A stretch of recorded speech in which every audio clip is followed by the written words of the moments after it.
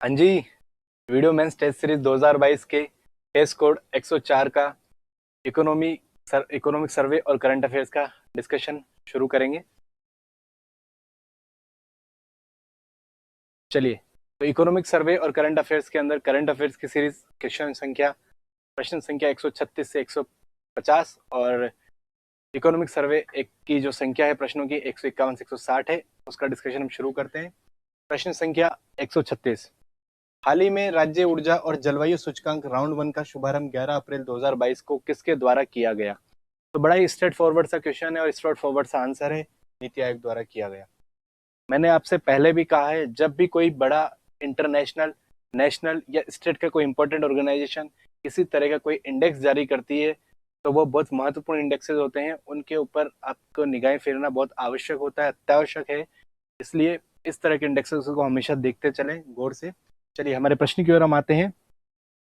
तो जो राज्य ऊर्जा और जलवायु सूचकांक है, इसके अंदर नीति आयोग द्वारा जारी किया गया, इससे संबंधित कुछ एक इंपॉर्टेंट फैक्ट्स हम जान लेते हैं जो प्रश्न एग्जाम में डायरेक्ट पूछे जा सकते हैं। जैसे कि इस इंडेक्स के अंदर टॉप किसने किया? तो बड़े राज्यों के अंदर टॉप किया है गुजरात ने। छोटे राज्यों की यदि हम बात करें तो छोटे राज्यों के अंदर जो टॉप किया है आपके, वो किया है गोवा ने। चलिए, इसके अलावा नीति आयोग द्वारा एक और इंडेक्स जारी किया जाता है, एक्सपोर्ट्स इंडेक्स। एक्सपोर्ट इंडेक्स की हम बात करें तो पिछले 2 सालों से, लास्ट 2 ईयर से इसके अंदर टॉप कर रहा है गुजरात।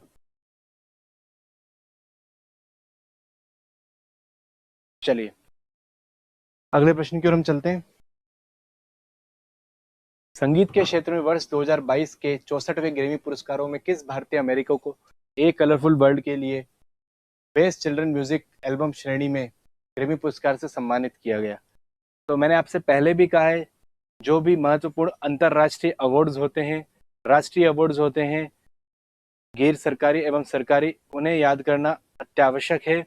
उनसे संबंधित क्वेश्चन पूछ लिए जाते हैं और उसमें भी सबसे अधिक महत्वपूर्ण तब हो जाता है जब किसी अंतरराष्ट्रीय, किसी सम्मानित, किसी प्रेस्टिजियस अंतरराष्ट्रीय अवार्ड को किसी भारतीय या भारतीय अमेरिकी या किसी भी दूसरे राष्ट्र में रहने वाले भारतीय द्वारा, एनआरआई द्वारा, जब उस अवार्ड की कैटेगरी में अवार्ड को अर्जित किया जाता है, तो उसी तरह का कुछ एक अवार्ड है। तो संगीत के क्षेत्र में जो हमारी कैटेगरी थी, श्रेणी है बेस्ट चिल्ड्रन म्यूजिक एल्बम, इसमें फाल्गुनी शाह जी हैं, इनके द्वारा यह अवार्ड जीता गया है। अब इससे संबंधित कुछ एक बातें हम जान लेते हैं। इनके कार्य, जिस कार्य के लिए इन्हें अवार्ड दिया गया है, वह कार्य है वेस्टर्न एवं इंडियन क्लासिकल जो म्यूजिक है उसकी कंबाइंड फॉर्म में ये वर्क करती हैं और उसी के लिए इस अवार्ड से इन्हें नवाजा गया है। चलिए, अगले प्रश्न की ओर हम आते हैं। राजस्थान सरकार द्वारा वर्ष 2022-23 बजट घोषणा में ब्रिज क्रॉस नामक जो कोर्स लॉन्च किया गया है, ये किससे संबंधित है? तो इस कोर्स से आप भली भांति आप जानकारी रखते होंगे। इस कोर्स को सरकार द्वारा कोरोना के टाइम में लॉन्च किया गया था, ताकि कोरोना के समय में जो बच्चे शिक्षा तक पहुंच नहीं बना पाए थे, शिक्षा से दूर रह गए थे, उनका शिक्षा का जो हास हुआ था, उस हास को रिकवर करने के लिए इस कोर्स को बनाया गया था। बड़ा ही साइंटिफिकली इसको डिजाइन किया गया था। RS सर्ट द्वारा इस कोर्स को बनाया गया था और कक्षा 1 से 8 तक के बच्चों को शिक्षा तक पहुंच सुनिश्चित करने के लिए इस कोर्स को लॉन्च किया गया था। हमारे मंत्री जी BD कल्ला द्वारा इसका विमोचन किया गया था। और कक्षाओं की हम बात करें तो फर्स्ट क्लास के लिए, सेकंड के लिए, थर्ड के लिए, फोर्थ फिफ्थ का साझा, सिक्स सेवन्थ का साझा एवं एट्थ के लिए अलग कोर्स ये लॉन्च किया गया था। फर्स्ट की हम बात करें तो प्रथम, सेकंड की हम बात करें तो पल्लव,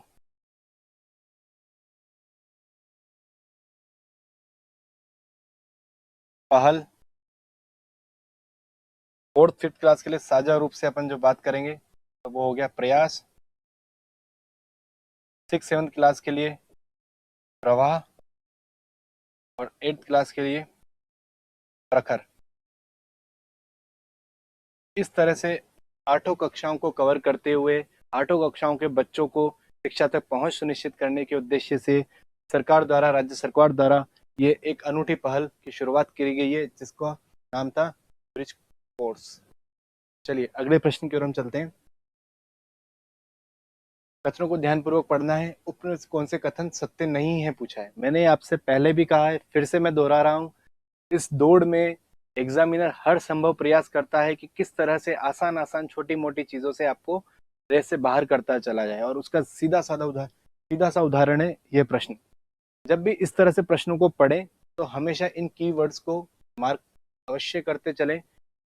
ये कीवर्ड आपको सिली मिस्टेक से बचाने के लिए काफी होते हैं। जैसे कि इसमें पूछा गया है कौन सा कथन सत्य नहीं है, मतलब आपको असत्य कथन की पहचान करनी है।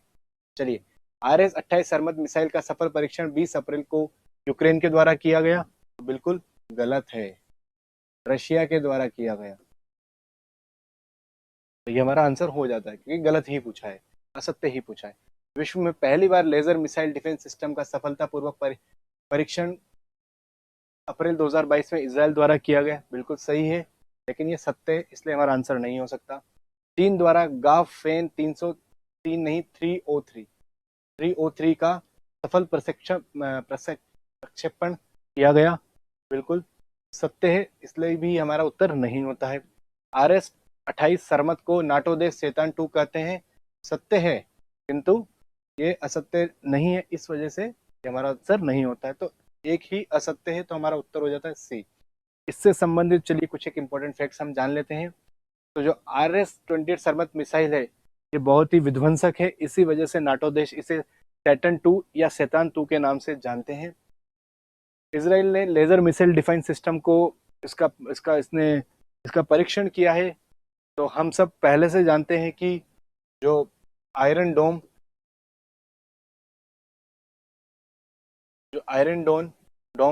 मिसाइल डिफेंस सिस्टम है इजराइल का, और उसको ये सप्लीमेंट करने के लिए ही ये लेजर मिसाइल डिफेंस सिस्टम ये लेके आ रहे हैं। हर एक कंट्री का अपना एक मिसाइल डिफेंस सिस्टम होता है। जैसे यूएसए की मैं बात करूं तो यूएसए का होता है थार्ड। RS 2021 मेंस परीक्षा के अंदर 2 मार्क के क्वेश्चन में इस प्रश्न को पूछा गया था। कोई बड़ी बात नहीं होगी, इसमें आश्चर्यचकित होने वाली बात नहीं होगी यदि आपके प्रश्न पत्र के अंदर भी आपको थार्ड के बारे में पूछा जाए RSMSSB के द्वारा। ठीक है, इसी तरीके से रशिया का S-400 और S-500 मिसाइल डिफेंस सिस्टम है, जिस तरह से इजराइल का आयरन डोम है। तो लेजर जो मिसाइल डिफेंस सिस्टम है ये आयरन डोम को सप्लीमेंट करता है, और इसे भविष्य में एक अच्छा डिफेंस सिस्टम के रूप में देखा जा रहा है, क्योंकि काफी ज्यादा इसकी एक्यूरेसी है, नॉइसलेस है, और सबसे बड़ी ट्रांसपेरेंट फॉर्म में जाता है, दिखाई नहीं देता जब ये अटैक कर रहा होता है तो, या प्रोटेक्ट कर रहा होता है तो। और चीन द्वारा जो ये गाफ-फेन 303 का सफल प्रक्षेपण किया गया है, ये एक तरह का सैटेलाइट है, अर्थ ऑब्जर्विंग सैटेलाइट। चलिए अगले प्रश्न की ओर हम चलते हैं।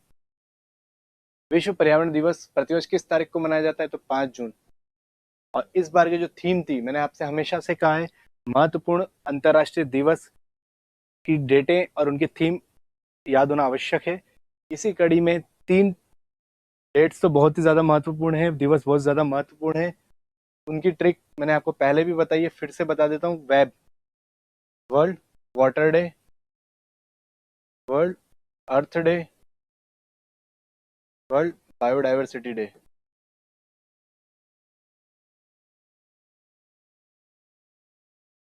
World water day 22 March, world earth day 22 April, और वर्ल्ड बायोडाइवर्सिटी डे 22 मई। तो इस तरह से विश्व पर्यावरण दिवस भी 5 जून को मनाया जाता है। ओनली वन अर्थ इस वर्ष की थीम थी।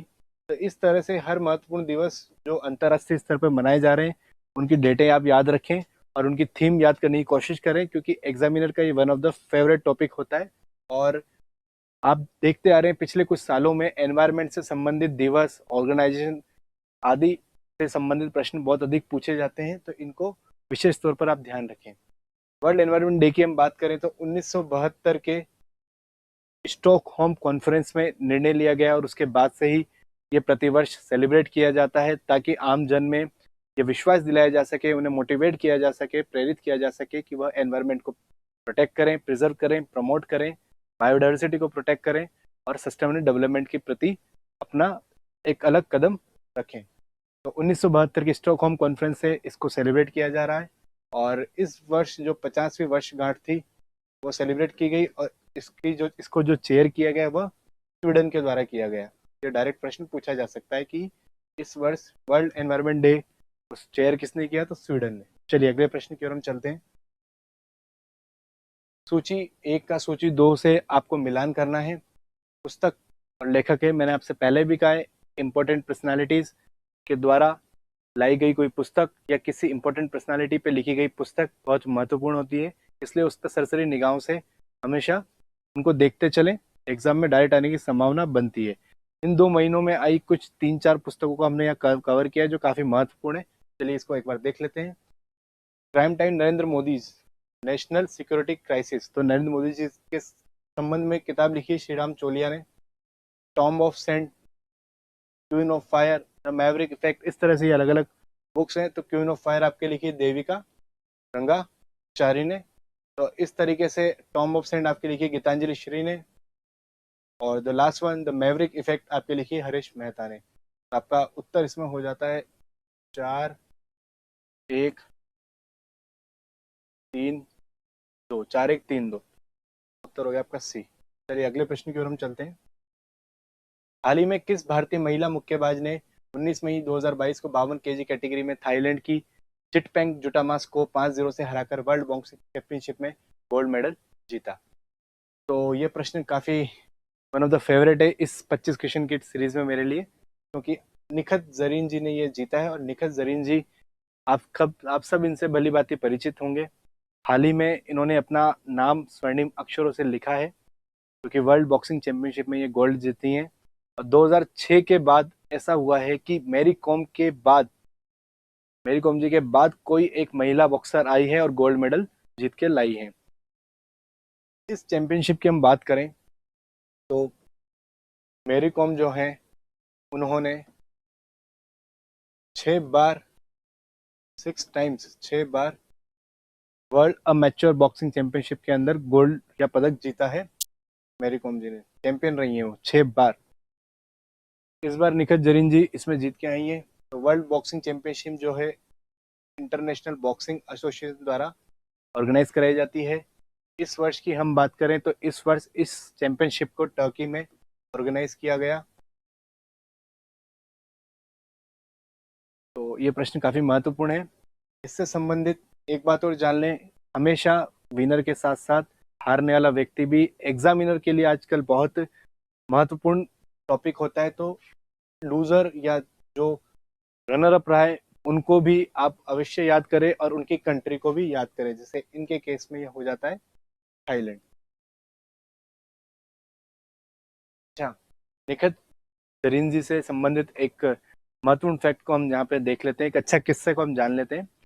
जब ये 12 वर्ष की थी तब इनकी आंखों की पुतलियां का रंग काला हो गया था और इनकी माँ बहुत घबरा गई थी। उन्हें लगा ये किसी तरह से इनके ऊपर कुछ जादू टोना हुआ है या किसी तरह से इनकी हेल्थ को कुछ हुआ है।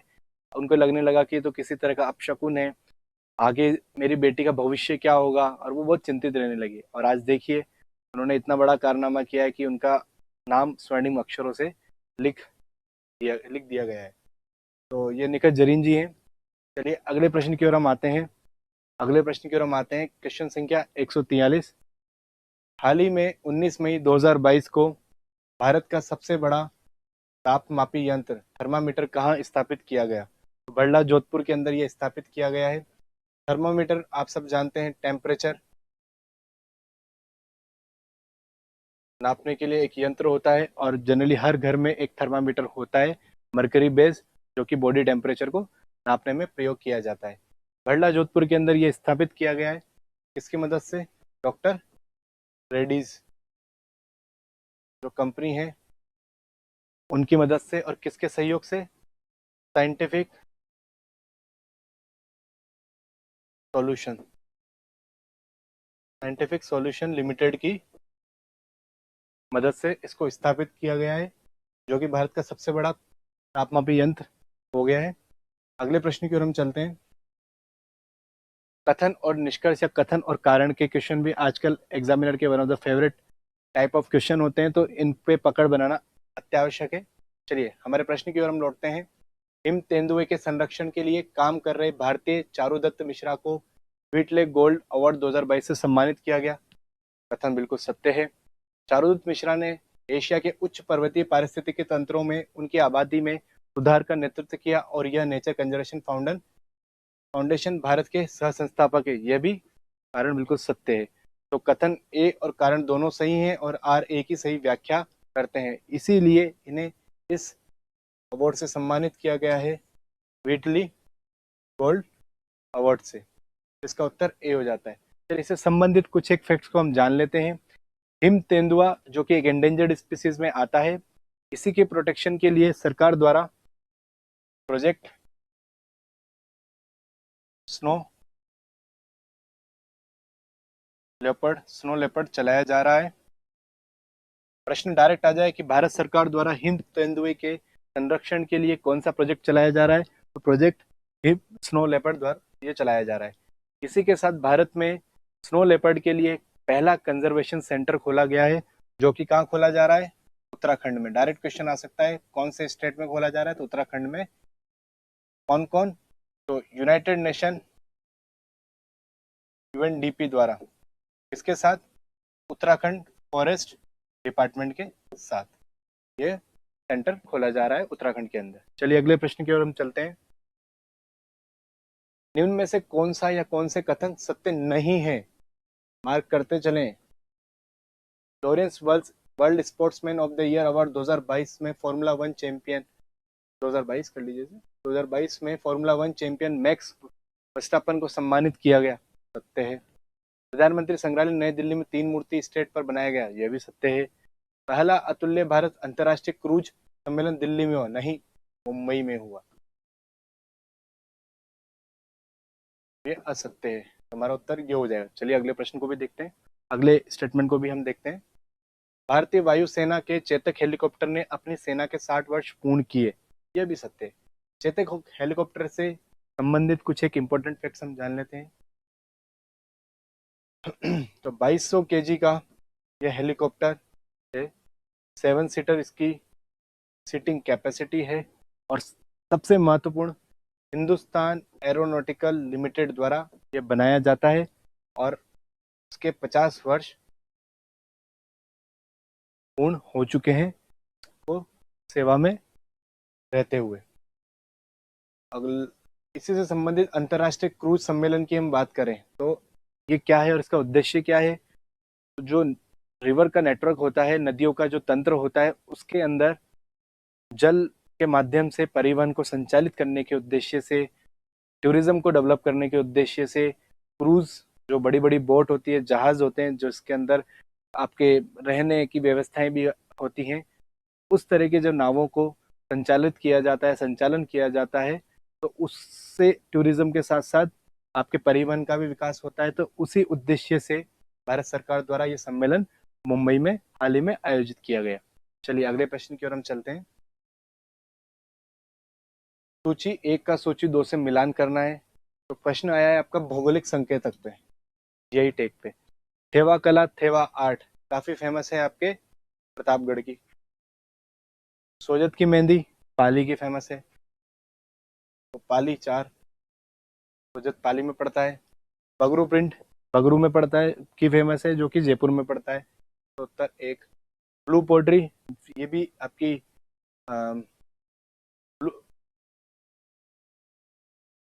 थेवा आर्ट आपका यहाँ पे प्रतापगढ़ हो जाता है, सोजत की मेहंदी आपकी पाली हो जाती है, और ब्लू प्रिंट जो कि यह भी जयपुर की फेमस है, और ब्लू पोट्री जो है ये भी जयपुर की फेमस है, जो कि राम सिंह सेकंड राजा जो हुए थे उनके समय में लाई गई थी।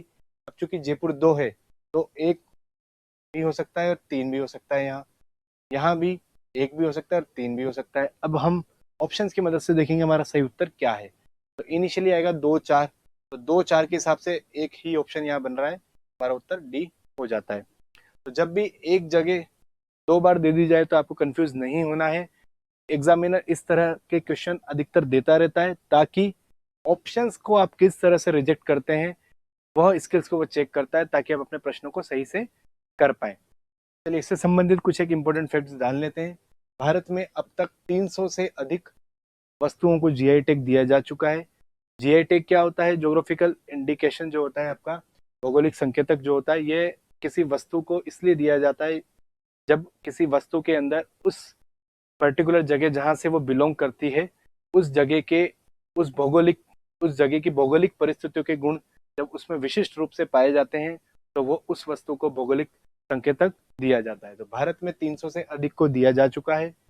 राजस्थान में 15 से अधिक को दिया जा चुका है, जिसके अंदर 4 आपके सामने हैं। इसके अलावा मकराना का मार्बल, बीकानेर की भुजिया और थेवाड़ तो यहाँ आ ही चुका है। तो इस तरह से कुछ महत्वपूर्ण जीआई टैग्स हैं जो राजस्थान में दिए जा चुके हैं। राजस्थान में रूडा जो है ऑर्गेनाइजेशन है, स्टेट ऑर्गेनाइजेशन है, जो जीआई टैग दिलाने के लिए कार्यरत है। और फर्स्ट जीआई टैग की बात करें जो कि डायरेक्ट क्वेश्चन कभी भी पूछा जा सकता है, तो 2003 में जीआई टैग, पहला जीआई टैग दिया गया था दार्जिलिंग टी को। दार्जिलिंग टी को आपको पहला जीआई टैग दिया गया था। और ये सभी जीआई टैग दिए जाते हैं जीआई एक्ट के तहत, जो कि 1999 का एक्ट है। तो ये भी डायरेक्ट पूछा जा सकता है जीआई एक्ट कौन सी ईयर का है? 1997, 1999, 2001, 2003, तो 1999। चलिए अगले प्रश्न की ओर हम चलते हैं। पूर्ण ग्लोबल रिच लिस्ट 2001 के अनुसार विश्व के सबसे अमीर व्यक्ति कौन है? तो एलन मस्क इस समय नंबर 1 पे आ गए हैं। जेफ बेजोस को उन्होंने सरपास किया है, जो कि जेफ बेजोस अमेजोन के मालिक, आप सब इनसे भली भांति परिचित होंगे। अब एलन मस्क टेस्ला मोटर्स के साथ साथ स्पेस एक्स कंपनी के भी मालिक हैं। इन्होंने इनको सरपास कर प्रथम सबसे अधिक पैसा होना या सबसे बड़े अमीर या सबसे अमीर व्यक्ति का जो खिताब है वो पा लिया है। चलिए अगले प्रश्न की ओर हम आते हैं। बजट घोषणा के क्रियान्वयन के लिए बड़बेला तालाब के क्षेत्र में लवकुश वाटिका के रूप में विकसित किया जाएगा। वर्तमान में बड़बेला तालाब कौन से जिले में स्थित है? तो झालावाड़ जिले में स्थित है। झालावाड़ से संबंधित 2-3 फैक्ट्स हम जान लेते हैं। जो जालिम सिंह झाला है, उनके द्वारा 1838 में झालावाड़ रियासत की स्थापना की गई थी, जो कि राजस्थान की सबसे नवीनतम रियासत में से एक है। इसी के साथ साथ झालावाड़ में राजस्थान के अजंता एलोरा के नाम से प्रसिद्ध कोलवी की गुफाएं हैं। कोलवी की गुफाएं हैं जो कि हीनयान शाखा से संबंध रखती हैं। चलिए अगले प्रश्न की ओर हम चलते हैं। किस जिले में स्थित मियाँ का बाड़ा रेलवे स्टेशन का नाम महेश नगर हॉल्ट कर दिया गया है? तो ये बाड़मेर जिले में स्थित है। बाड़मेर के बालोतरा में यह पड़ता है। बालोतरा से संबंधित 2-3 बातें हम जान लेते हैं। बालोतरा के नजदीक जो पचपदरा है, पचपदरा में हमारे राजस्थान के अंदर रिफाइनरी स्थापित की गई है, जो BS6 petro complex based refinery है। 43,129 करोड़ रुपये इसमें इन्वेस्ट किए गए हैं। और राजस्थान सरकार के साथ साथ, राजस्थान गवर्नमेंट के साथ साथ HPCL द्वारा ये स्थापित की गई है। और इनका जो रेशो रहा है पार्टनरशिप का, वह रहा है 26-74 का। चलिए अगले प्रश्न की ओर हम चलते हैं। मुख्यमंत्री अनुप्रति योजना निम्न में से किससे संबंधित है? तो अनुप्रति स्कीम की हम बात करें तो आप सब इससे भली भांति आप इसकी जानकारी रखते होंगे। 2021 में सरकार द्वारा लॉन्च की गई थी। 1 साल का टाइम पीरियड रखते हुए इसके अंतर्गत 2400 ग्रेड पे या फिर L5 से ऊपर की जो भी नौकरी है, सरकारी नौकरी है, उसकी तैयारी करने पर जो कोचिंग इंस्टीट्यूट्स हैं उसके अंतर्गत बच्चे को, बालक को या बालिका को मुफ्त शिक्षा दिलाने के उद्देश्य से फ्री में कोचिंग प्रोवाइड की जाएगी और 10,000 बच्चे प्रतिवर्ष सेलेक्ट किए जाएंगे। उसमें प्रयास किया जाएगा कि 50% यानी 5,000 बालिकाएं हों, महिलाएं हों और 5,000 शेष बचे हुए पुरुष या बालक हों। इसके साथ साथ इसमें 40,000 रुपये एक्स्ट्रा पे किए जाएंगे ताकि बच्चे को खाने पीने रहने की व्यवस्था दी जा सके और सरकार द्वारा ये योजना लॉन्च की गई है इसी वर्ष। चलिए अगले प्रश्न की ओर हम आते हैं। निम्न कथनों पर विचार करना है। 151 से 160 की सीरीज इकोनॉमिक सर्वे की है, उसका यह पहला प्रश्न है। 2011 में राजस्थान के शहरी क्षेत्र में लिंग अनुपात प्रति 1000 पुरुषों पर 914 महिलाओं का है, सत्य है। 11 में ग्रामीण क्षेत्र में लिंग अनुपात प्रति 1000 पुरुषों पर 934 महिला का है, तो ये गलत है, 933 महिलाओं का है। तो केवल एक सत्य है एवं 2 गलत है। तो कौन सा कथन सही है पूछा है, तो केवल एक सही है। चलिए इससे संबंधित एक फैक्ट और हम जान लेते हैं।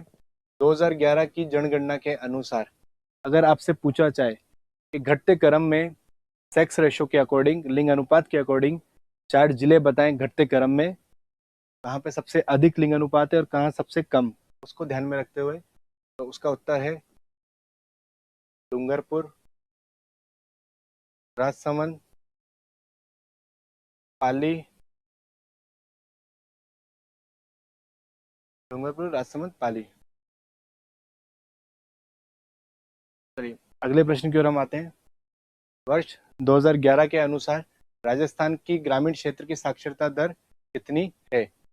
तो 61.40% जो है आपकी साक्षरता दर है और वहीं ग्रामीण क्षेत्रीय साक्षरता दर है। वहीं हम शहरी क्षेत्र की बात करें तो तकरीबन 79.7% के आसपास यह है।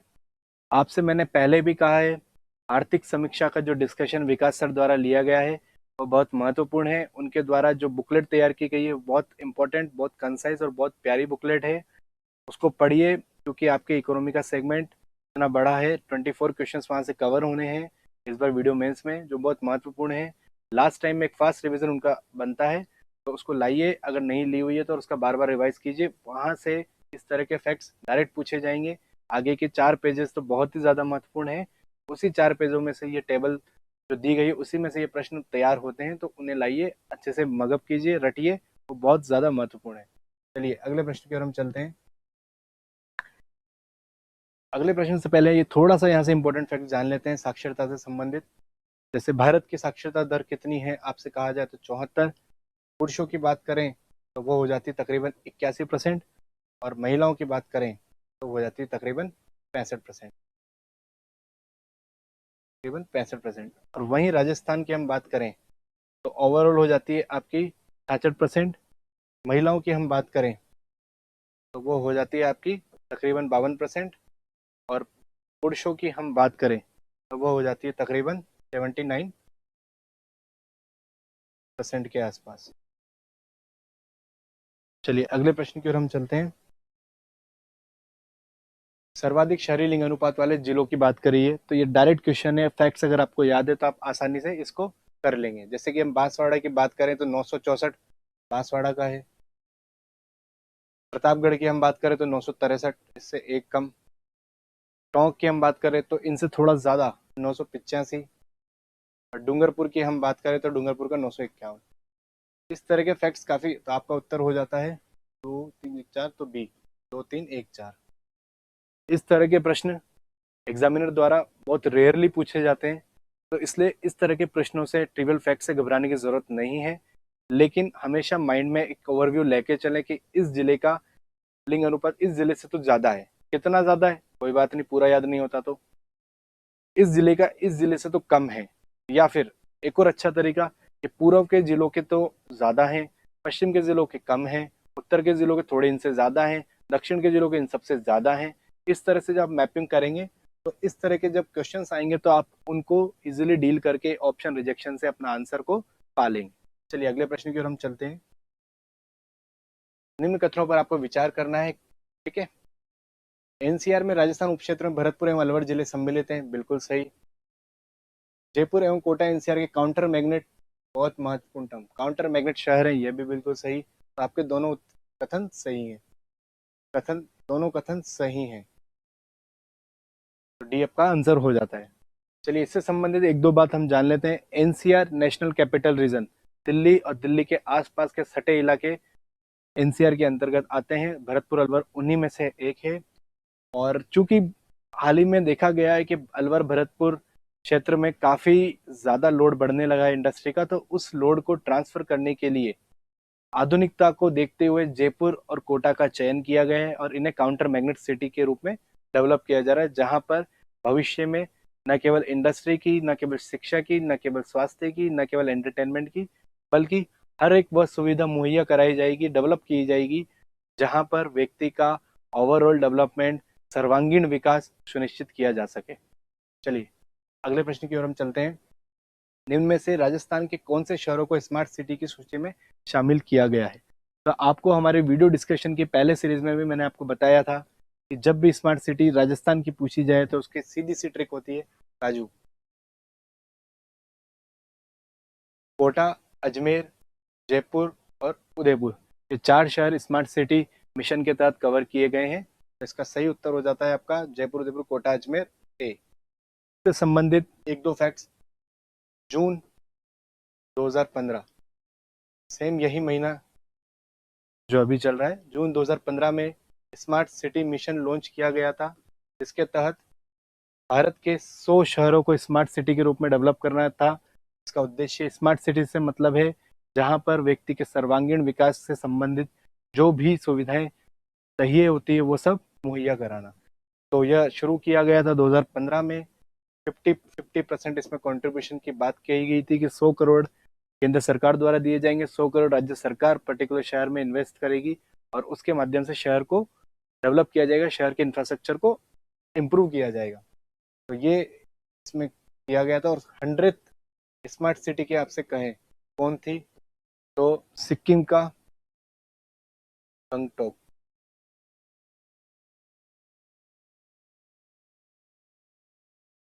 चलिए अगले प्रश्न की ओर हम चलते हैं। जनगणना 2011 के अनुसार क्रमशः भारत एवं राजस्थान की नगरीय जनसंख्या का प्रतिशत क्या है? तो भारत की हम बात करें तो भारत का तो है 31% के आसपास, राजस्थान का है 24%, 24.8, 24.9 के आसपास, तो तकरीबन 25% के आसपास। तो आपको रफ चीज भी पता है 31% की, और 25 तो आप इस प्रश्न को कर जाएंगे आसानी से। चलिए हमारे ऑप्शन को देखें, तो भारत के केस में होना चाहिए 31 के आसपास, तो एक ही ऑप्शन है। राजस्थान में 25 के आसपास होना चाहिए, तो केवल एक ही ऑप्शन इसमें आपका बनता है। तो इस तरीके से आपका उत्तर डी हो जाएगा। चलिए अगले प्रश्न की ओर हम चलते हैं। निरोगी राजस्थान अभियान की शुरुआत कब से की गई? तो 18 दिसंबर 2019 को निरोगी राजस्थान अभियान की शुरुआत की गई।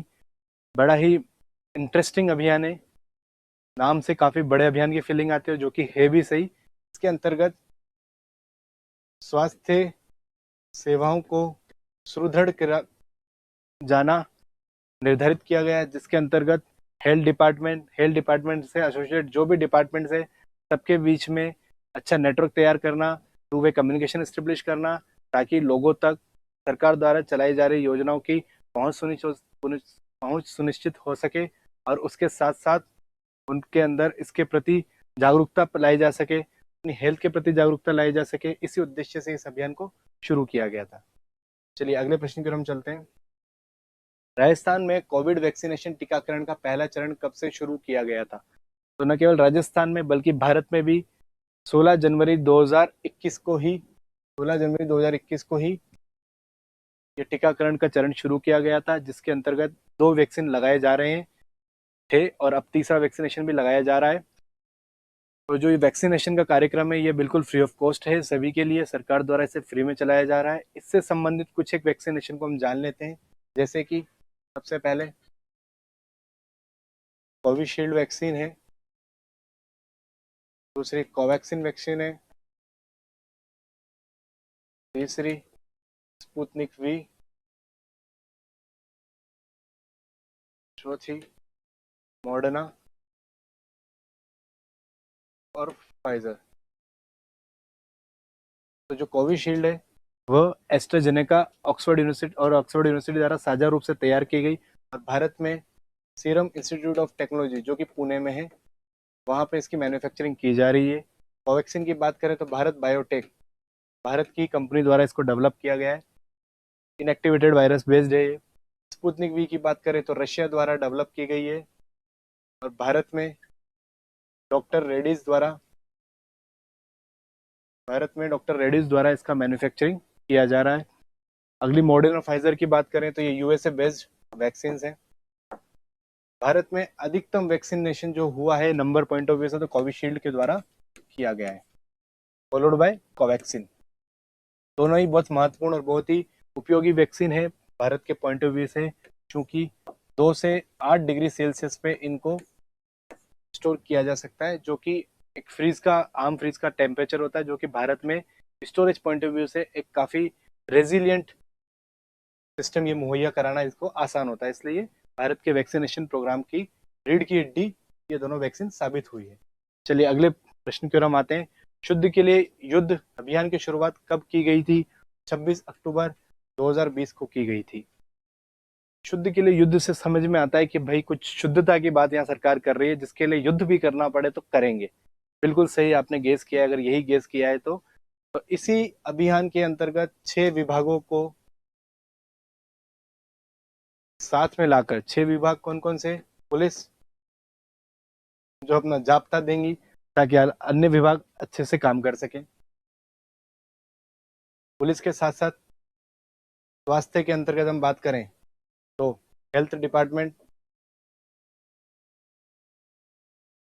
सिविल सप्लाई डिपार्टमेंट, ये कुछ मुख्य डिपार्टमेंट इसके अंतर्गत काम कर रहे हैं साझा रूप से, ताकि जो मिलावटखोरी होती है, जो एडल्ट्रेशन होता है फूड आइटम्स में, फूड बेस्ड आइटम्स में, उनके अंदर उसको कम से कम किया जा सके, ताकि उनसे होने वाले रोगों जैसे कि मधुमेह, डायबिटीज, कैंसर इत्यादि को भविष्य में रोका जा सके। उसी उद्देश्य से सरकार द्वारा 26 अक्टूबर 2020 को इस अभियान को शुरू किया गया था। चलिए अगले प्रश्न की ओर हम चलते हैं, जो हमारे टेस्ट पेपर डिस्कशंस में लास्ट प्रश्न है, इस सीरीज का लास्ट प्रश्न है। मुख्यमंत्री चिरंजीवी स्वास्थ्य बीमा योजना की कौन सी विशेषता असत्य है? फिर से कीवर्ड विशेष तौर पर ध्यान दें। इसमें परिवार का पंजीकरण जन आधार से होता है, बिल्कुल सत्य है। योजना के अंतर्गत कुल 1597 रोग पैकेज शामिल है, बिल्कुल सत्य है।